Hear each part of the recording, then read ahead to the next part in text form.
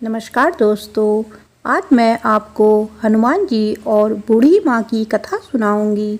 आप सभी मेरे साथ बोलिए, बजरंगबली की जय। किसी गांव में एक बूढ़ी माँ रहती थी जो हनुमान जी की परम भक्त थी। वे हनुमान जी का पूजन नियम से करती थी।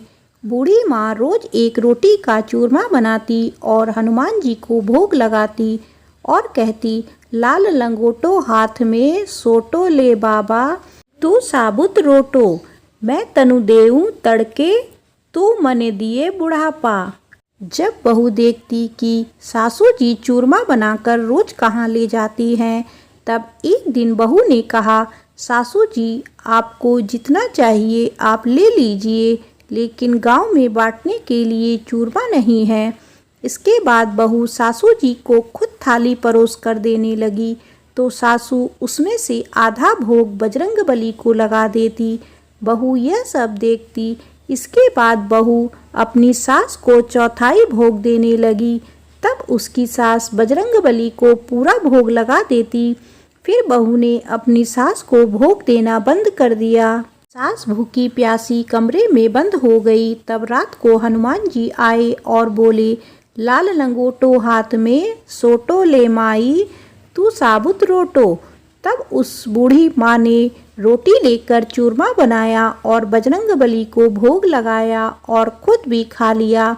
इसी तरह समय बीतने लगा। एक दिन बहू ने सोचा, इतने दिन हो गए सासू जी बिना खाए पिए फिर भी इतनी तगड़ी हो रही हैं। तब बहू ने अपने बच्चे को सासू माँ के पास भेज दिया और कहा कि जाओ देखो दादी क्या खाती है।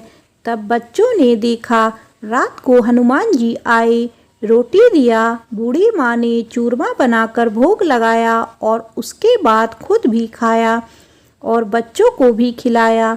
सुबह बच्चे जब अपनी माँ के पास गए तो उन्होंने माँ को बताया कि माँ, दादी के पास एक लाल मुंह का बंदर आता है और वह ही रोटी देकर जाता है।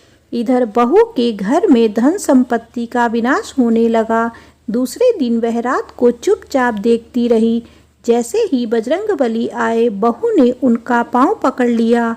बजरंगबली बोले, अरे पापिन, मैं बाल ब्रह्मचारी हूँ, तू मेरा पांव मत पकड़, मुझे छोड़ दे। तब बहू ने कहा कि भगवान आप मुझे माफ़ कर दीजिए, तभी मैं आपके पांव छोड़ दूंगी। हनुमान जी ने कहा, तूने मेरे भक्तों को पूजा करने से रोका, अब मुझसे क्यों माफ़ी मांग रही है। बहू ने कहा, भगवान मेरी आंखें खुल गई, अब मैं मना नहीं करूंगी।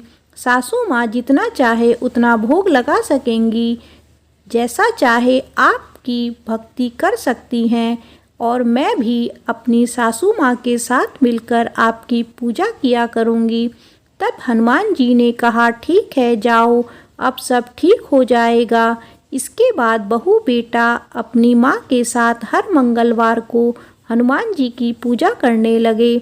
हनुमान जी की कृपा से उनके घर में फिर से धन संपत्ति सब कुछ आ गया और बहू बेटा और माँ साथ साथ सुखपूर्वक रहने लगे।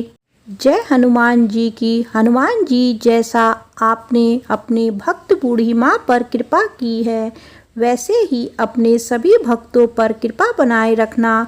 हनुमान जी की और बूढ़ी माँ की कथा समाप्त होती है। आप सभी मेरे साथ बोलिए, हनुमान जी की जय, बजरंगबली की जय।